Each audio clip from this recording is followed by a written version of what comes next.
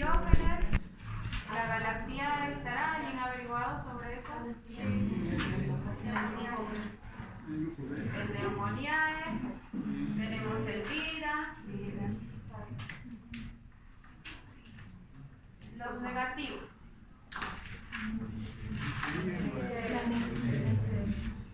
Las neiserias, la sinitis, la gonorrea, el Bacillus anthracis. A ver atrás, uno que me diga uno que haya investigado. Excepto su compañero que ha venido.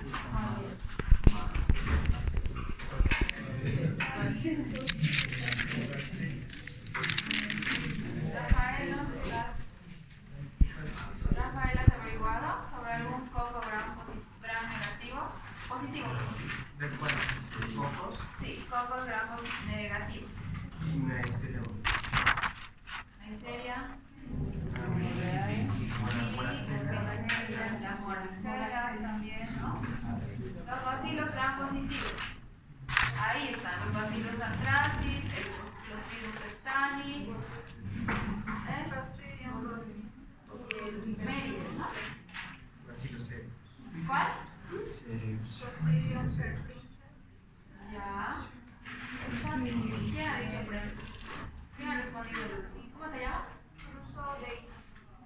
Russo Deina. Ya. Entre los bacilos gram negativos tenemos a coli, Salmonella, salmonella, que es algo que todo el tiempo vemos en los pacientes, ¿no? Las pseudomonas iguales. Shigella, La shigella,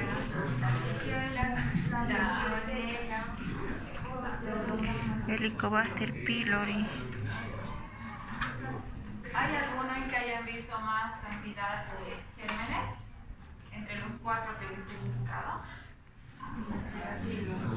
Los bacilos gram negativos, ¿no? Hay en más cantidad. ¿Ya han llevado bacterias ustedes? ¿Sí? Ya. Listo. Ya era para dar una repasada, nada más cuáles son las familias de los gérmenes, ¿ya? No vamos a entrar tanto en detalle en esto, ¿ya? Entonces, ¿ya han llevado penicilinas o no? No, Nada. nada. La primera vez que han hecho ayer. Sí. Ya.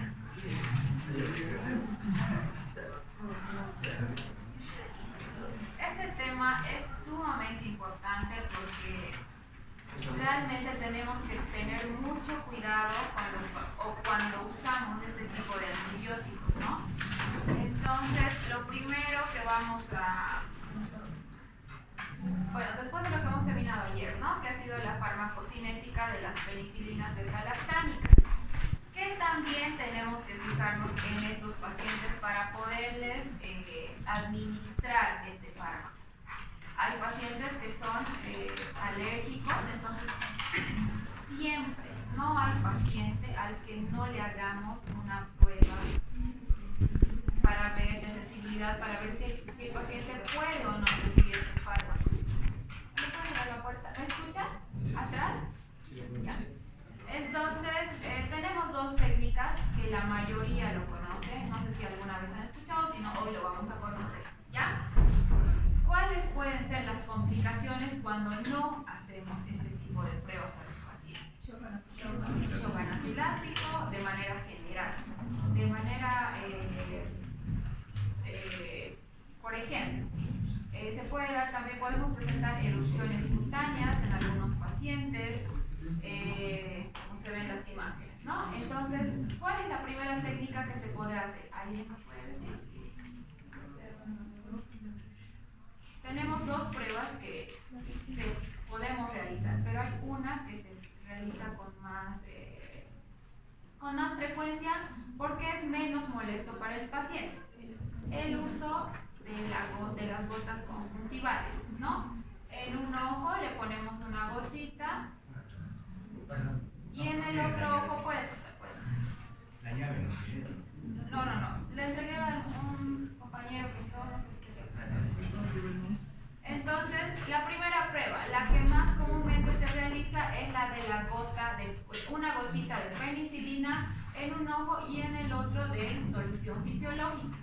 ¿Cuándo nos dará positivo? Cuando presentamos un una congestión conjuntival, ¿ya? Esta se hace más frecuente porque es menos molesta para el paciente.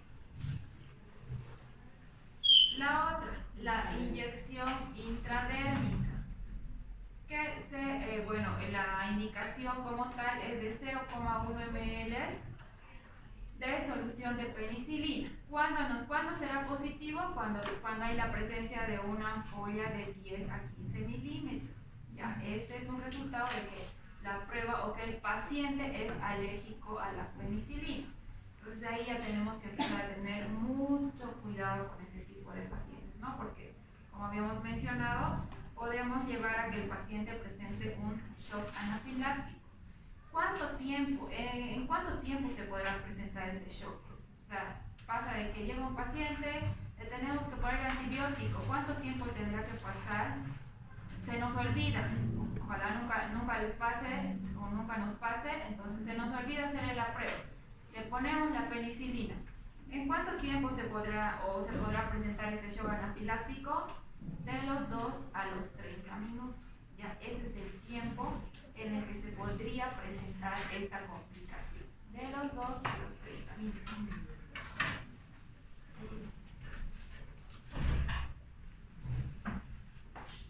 Y las erupciones cutáneas, como tal, lo que ya hemos visto, se puede presentar de la primera hora a las 72 horas después de aplicada el fármaco, ¿no? El antibiótico.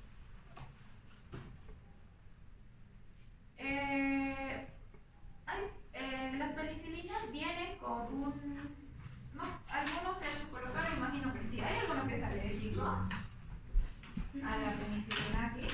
Que sepa, porque algunos no sabemos, ¿no? Porque alguna vez, o quizá alguien nunca se ha aplicado este antibiótico, ¿no? Entonces, la penicilina, ¿la conocen? Sí, ya la han visto, ¿no?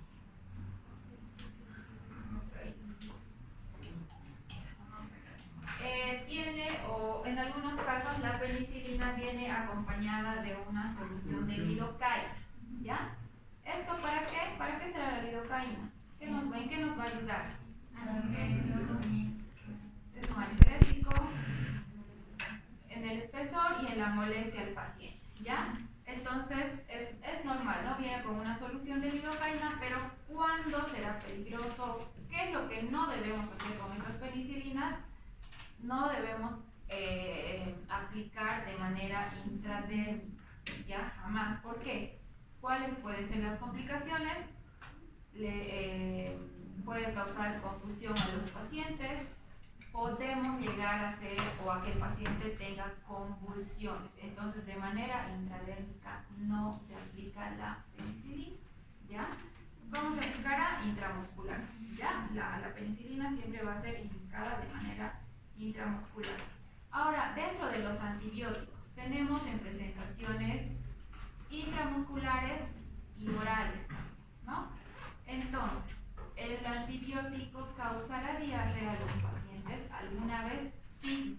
¿Por qué? Porque los antibióticos barren la microflora intestinal que todos tenemos normalmente, ¿ya? Otra cosa que no se debe hacer para no llegar a la complicación de la diarrea es tener una mala dieta cuando estamos consumiendo antibióticos, ¿ya?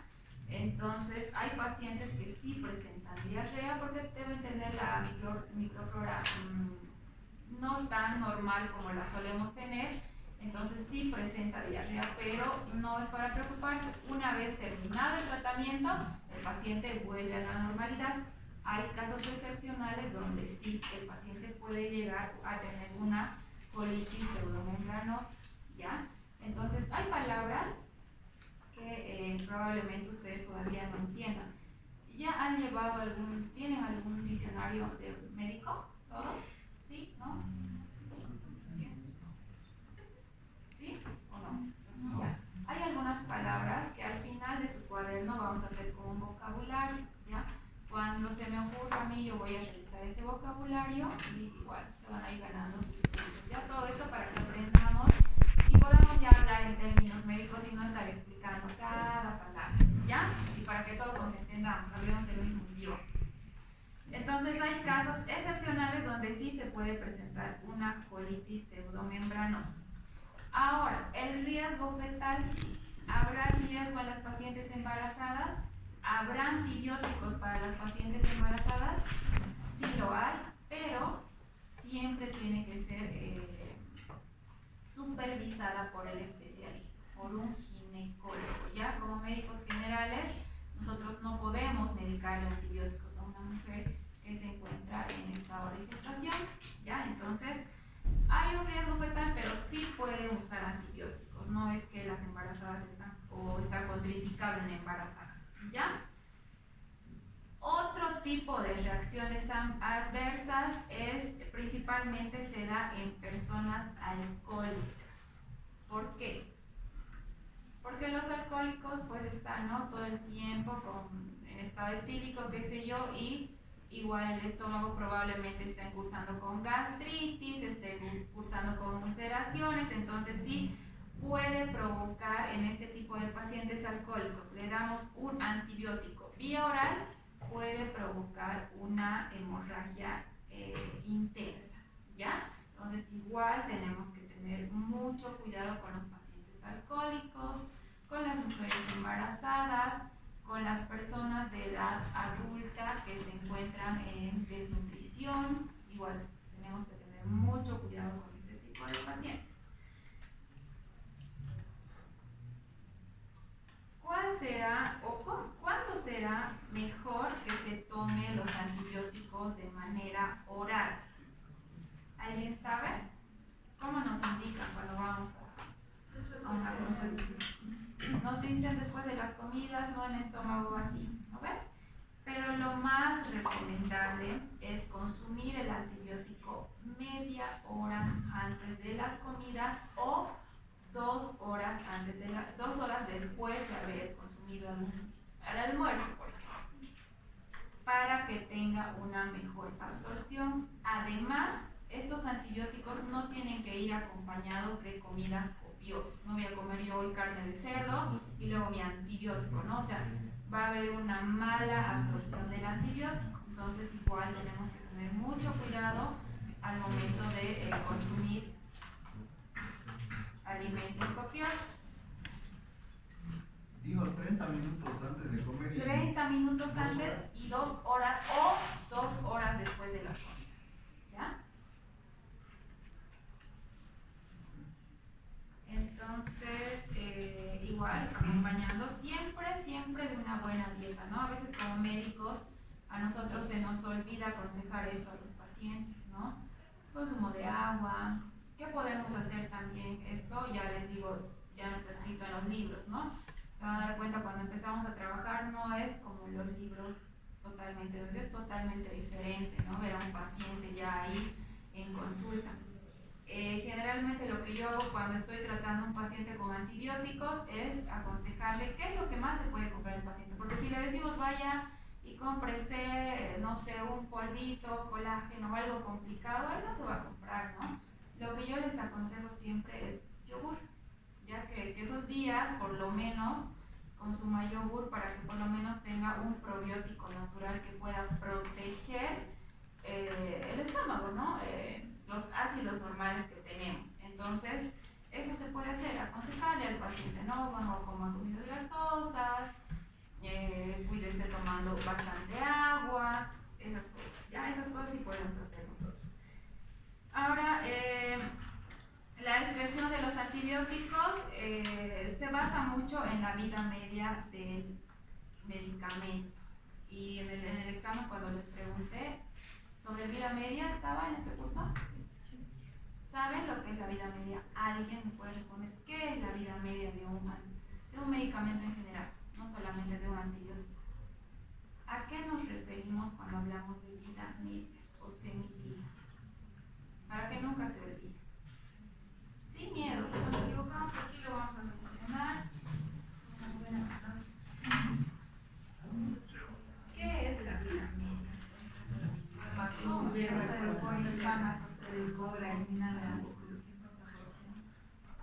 Ya, ¿eso lo han visto en farmacología? ¿Y por qué me dicen que no?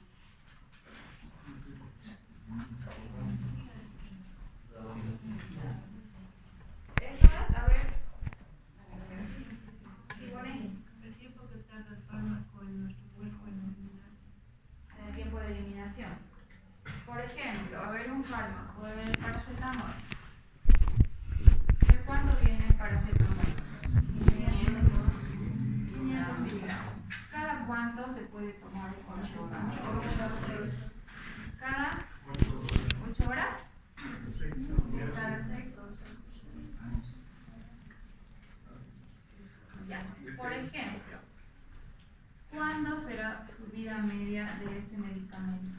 ¿En qué momento decimos que el paracetamol está en su vida media?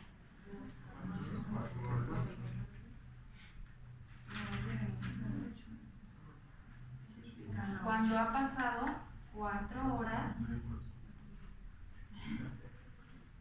¿Y en cuánto de dosis se encontrará el paracetamol en este momento? En 250. Ya lo saben, ¿no? Ya subimos. ¿Sí? Pero así es, ¿ya? Esa es la vida media. ¿Cómo también nos podemos dar cuenta? Porque siempre va a estar a la mitad de la hora, ¿ya? A la mitad de la hora que estamos medicando y también a la mitad de la dosis. Por eso es vida media. Solo se absorbe, hasta ese momento se absorbe la mitad de ese fármaco y lo que resta en la otra mitad, y es por eso que después tiene que volver a tomar y otra vez así. En los antibióticos no pasa mucho esto y por eso es muy peligroso y muy importante que sepamos medicar los antibióticos, porque hay antibióticos que se quedan por 15 o más días en el organismo. Entonces, cuando vamos a la farmacia nos dicen 1 cada día por 3 días. No se dan cuenta que nosotros o nuestro organismo sigue con ese antibiótico y puede traer bastantes consecuencias. ¿Ya? A ver, vamos a ir. Así, quiero que eso me vayan diciendo. No sabemos si es para que intente darles algunos tips para que eso se les quede y nunca más se olviden. Ya no precisamente como dicen en el libro, porque a veces el libro no se entiende muy bien. ¿Ya? Ajá, eso quiero que me vayan diciendo para que yo también vaya viendo. Igual hay algunas palabras o algunos conceptos que lo asocio yo mucho ¿cómo se dice? A la primera palabra con la que empieza, ¿no? Y eso nos ayuda a que nunca más nos olvidemos de un concepto, ¿ya? Entonces, ayer hemos visto la clasificación de los antibióticos beta-lactanos, ¿no ven? ¿Qué eran cuáles? A ver, ¿quién me puede decir? ¿Qué tal, Linder? ¿Linder? ¿Linder? ¿Linder? ¿Cuáles eran la clasificación de los Penicilinas, cefalosporinas, inhibidores de beta-lactamasa, carbamazepina y los carbapenems y los monobactanos? Dentro de los inhibidores de las beta-lactamasas, ¿cuáles estaban? El sulbactam y el acetaminofén. ¿Ya? Esa es la clasificación que yo voy a manejar con todas las patologías que nos falta llevar. ¿Ya? Igual, lo que avancemos hoy, en la próxima clase le vamos a dar una pasadita para que repasemos y no se nos olvide. ¿Ya? Entonces, hemos dicho que dentro de las penicilinas había las penicilinas G y B. Listo. A ver, ya nos quedamos con eso. Las penicilinas G, su equivalencia de dosis como tal va a ser de 167 unidades internacionales, que esto representa a 1 miligramo. ¿A qué gérmenes van a atacar las penicilinas G? Gram positivos. Penicilinas G, no se olviden de eso. Las penicilinas G van a ir contra los gram positivos. ¿Cuál será su administración de la penicilina G? Va a ser vía intramuscular, ¿ya? Intramuscular.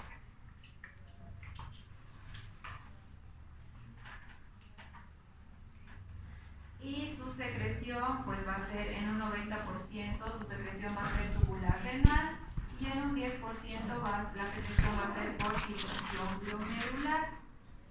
Esta penicilina G, bueno, antes de que pase otro punto, la penicilina G entonces va a ir contra los pocos gram positivos, es decir, el estreptococo beta hemolítico, el pneumoniae, el víridas, pero no va a atacar al estafilococo aureus. El estafilococo aureus es un germen que es resistente a la penicilina G.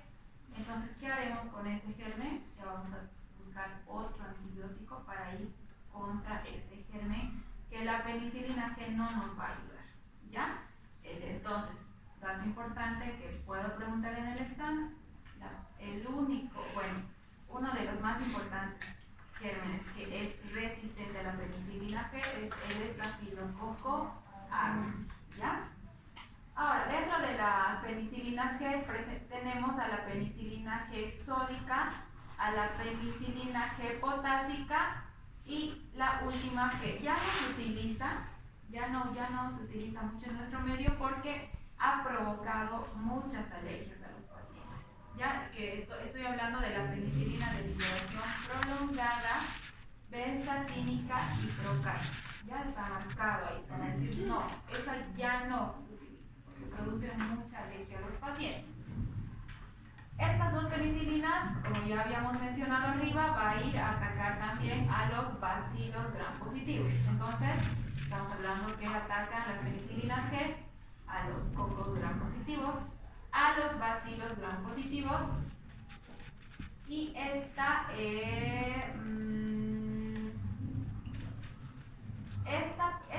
tipo de penicilinas G no se puede administrar por vía intrarraquídea porque puede causar convulsiones en el paciente. ¿Ya? Primera tarea para el día, no sé qué día nos veremos. Quiero que las tareas más que cargas para ustedes sean divertidas para todos. ¿Ya? Exacto. No nos vamos a aburrir con una sola tarea. ¿Qué es lo primero que vamos a hacer? Antes de que pase esta diapositiva. Para el día lunes, martes, miércoles, no sé, el día que nos veamos, ustedes me tienen que traer una cajita del Pendiven, que está acá, y otra cajita de el Triapen. La cajita, y me van a traer su posología también. Triapen y el Pendiven. Y esto.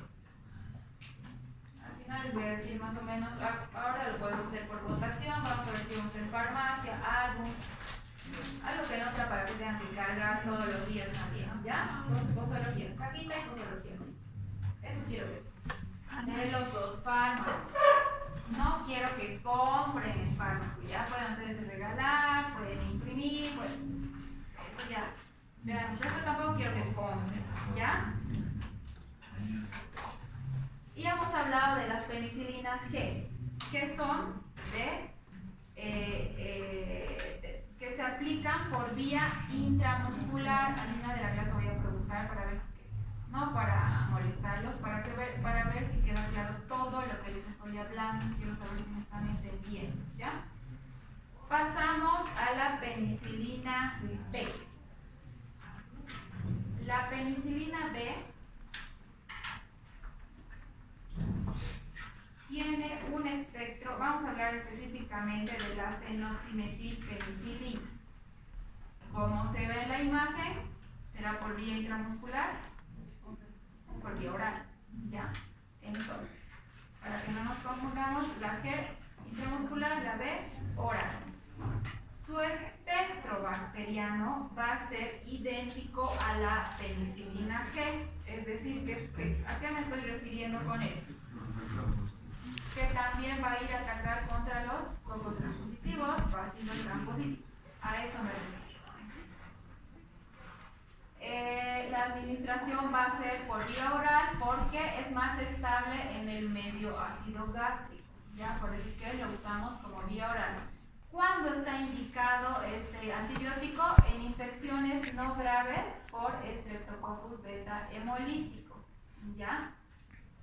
Y bueno, la farmacocinética es igual, o lo comparamos mucho, casi idéntica con la penicilina G. ¿Ya? Cuando hablamos de... ¿Cómo? 90%, 10%. Exacto. ¿Ya? Entonces, cuando hablamos de farmacocinética, ¿me entienden lo que digo? ¿Qué es la farmacocinética?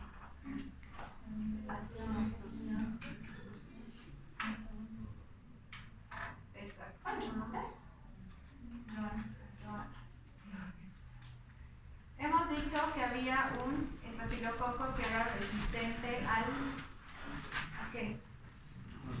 Vino, ¿no? Penicilina G. Rafael. Lo siento, hasta que me aprendan los nombres.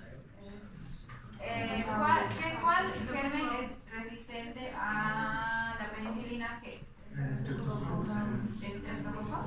Estafilo. El estafilococo aureus. ¿Lo ves? Entonces, ¿qué vamos a hacer con estos pacientes? Aquí tenemos la solución. Tenemos la penicilina antiestafilocócica, ¿no? Que la podemos encontrar con el nombre de meticilina, como cloxacilina, como dicloxacilina. Esto que estamos mencionando ya lo vamos a ir juntando para formar o su álbum o su farmacia. Así que eso no tienen que anotarse, acordarse, Farmacia. fotos, está bien. Entonces ya vamos a empezar a buscar las cajitas y siempre caja y posología, no cajita suelta, ¿ya? Siempre que les indique algún fármaco va a ser con su posología.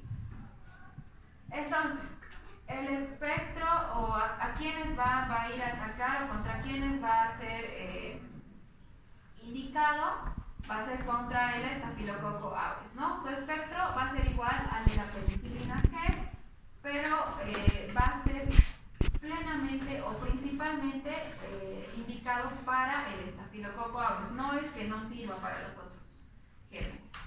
Igual lo podemos utilizar, pero como les digo y repito, contra el estafilococo aureus, ¿ya? Entonces ya estos igual vamos a ir buscando cajitas, posologías. La meticilina, cloxacilina, la dicloxacilina. Ahora, tenemos otro que es la aminopenicilina. El día de ayer les he dicho contra quiénes actuaba la aminopenicilina. Los gram negativos. Entonces, igual, su espectro bacteriano va a ser parecido al de la penicilina G.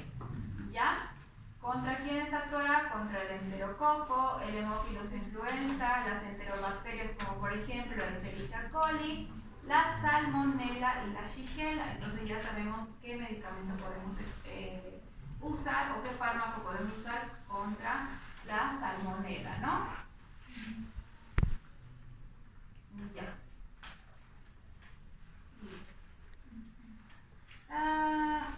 Dentro de